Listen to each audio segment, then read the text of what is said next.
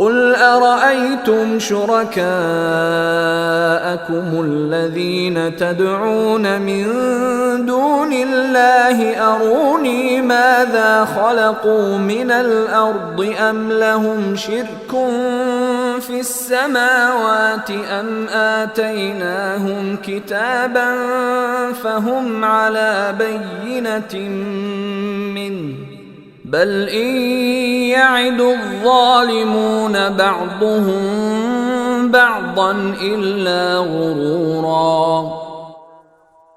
اے پیغمبر، ان سے کہو کہ بھلا بتاؤ تم اللہ کو چھوڑ کر اپنے جن من گھڑت شریکوں کو پوجا کرتے ہو، ذرا مجھے دکھاؤ کہ انہوں نے زمین کا کون سا حصہ پیدا کیا ہے، یا آسمانوں کی پیدائش میں ان کی کون سی شرکت ہے، یا پھر ہم نے انہیں کوئی کتاب دے رکھی ہے جس کی کسی واضح ہدایت پر یہ لوگ قائم ہیں۔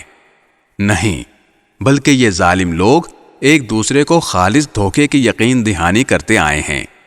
ان اللہ یمسک السماوات والارض ان تزولا وَلَئِن زَالَتَا إِنْ أَمْسَكَهُمَا مِنْ أَحَدٍ مِّن بَعْدِهِ إِنَّهُ كَانَ حَلِيمًا غَفُورًا۔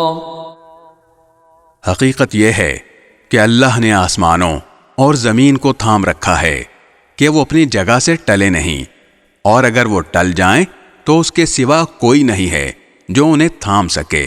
یقیناً اللہ بڑا بردبار، بہت بخشنے والا ہے۔